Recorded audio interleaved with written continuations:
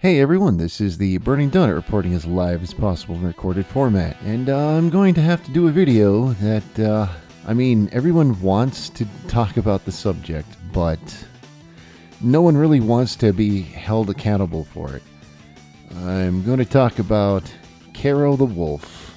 One of the reasons I have been incredibly afraid to talk about the subject is I'm afraid that I'll form an opinion and I'll make a subject, and then the moment I hit the submit button, some new crazy news will come out and it will completely negate everything I fucking said. And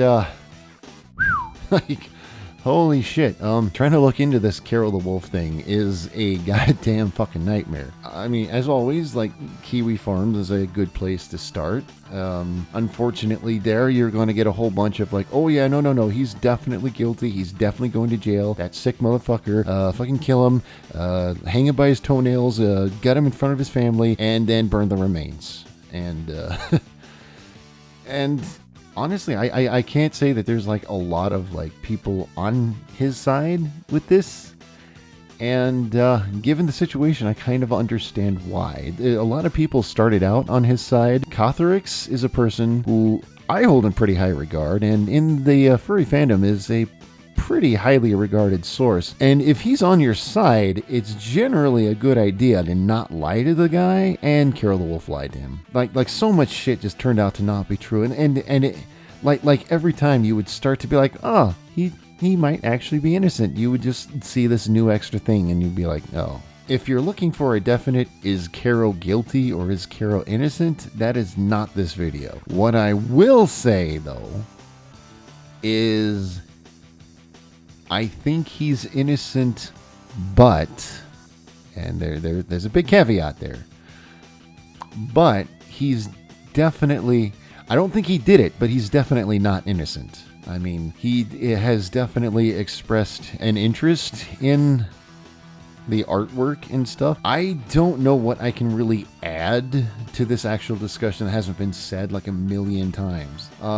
There is one thing that I haven't heard a lot of people talk about that kind of caught my eye, like watching. I'm not really familiar with Kero's actual content, but I will say that of the clips I've seen a lot of backcountry settings, a lot of ATVs, a lot of gators, a lot of all them off-roading vehicles that them there rednecks drive, which kind of screams to me he lives in a very, let's say, how do I put this, a very backcountry kind of environment, perhaps a farming community.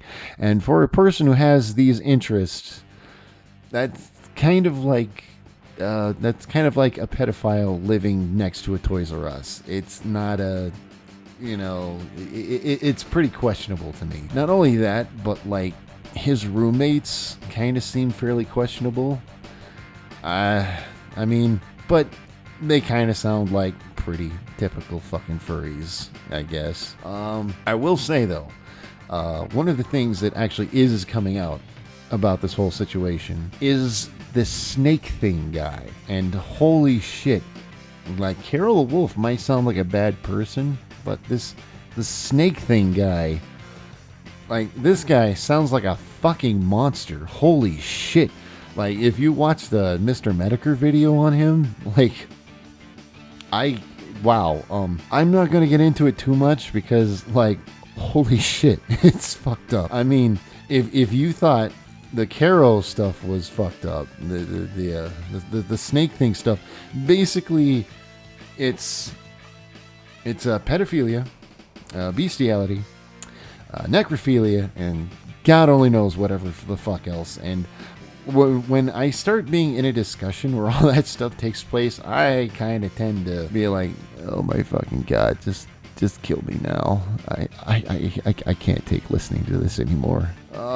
One thing that is, another thing that's kind of popping up is, you hear a lot of bronies making the reference to, the Toon Critics situation. A lot of people kind of are comparing it to that, where Toon Critic was a guy who was kind of outed as being a pedophile, and a lot of people are like, well, we're completely fucking over this Toon Critic guy, So why aren't why aren't those fucking furries doing the same thing? Near as I can tell, I myself, I don't know Kero personally, and I've only heard like secondhand stories, but like from what I've heard, Kero didn't necessarily act like an absolute asshole. There were some people, especially who like close friends, who were like, this is kind of questionable to me because it didn't sound like something he would do. But like when the Toon Critic situation came out, yeah, no, there wasn't much to question there. Like the Toon Critic situation didn't have doctored conversations either, so like it was like the only conversations were directly relating to a certain situation. From what I understand, Toon Critic was an asshole. So when people said, hey, this guy is probably boinking a 14-year-old, people were like, yeah, I could see that. And when people are like, hey, you know, it's quite possible Carol's boinking his fucking dog, people are like, I don't know. It sounds pretty crazy.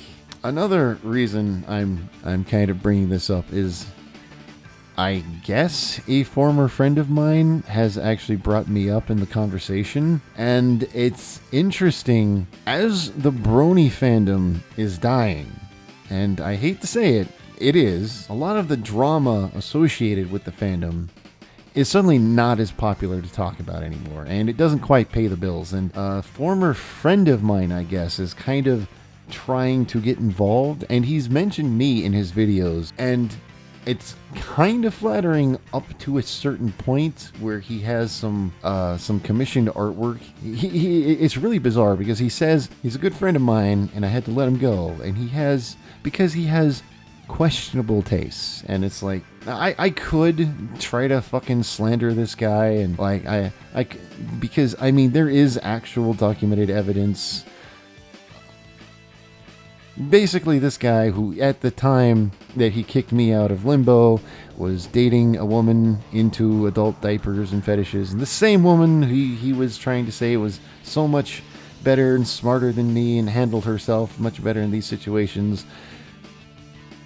Basically, she has exposed a lot of chat logs and stuff of this guy, but I'm not going to go into any of that, and I kind of want to stay like as far away from Vita and FNGR's pissing contest as much as possible, but it is just bizarre the way that he's trying to be like, hey furries, look at me, I just made 4 Kero the Wolf videos, and yeah, honestly his last one was actually not that bad, so I can't fault him. He actually has some new information and was actually seemed to be posting a lot of stuff that Cothrix actually had taken down, so it's actually a decent watch. So yeah, but a video before that he mentioned me, and I'm kind of like, he's like, oh, this is a good guy, and I mean I have evidence and screenshots of him essentially treating me like shit, but I don't know what his game is. I'm going to try to keep as much distance from him and Vita's like little drama pissing contest they have, and try to keep that as far away from me as possible. I'm sorry that that's not the Kero the Wolf video that you wanted.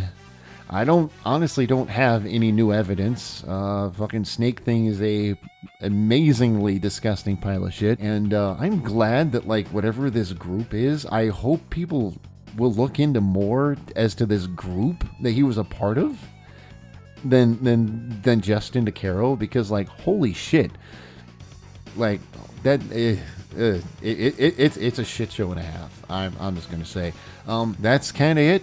Thanks for listening, and don't it out. Peace.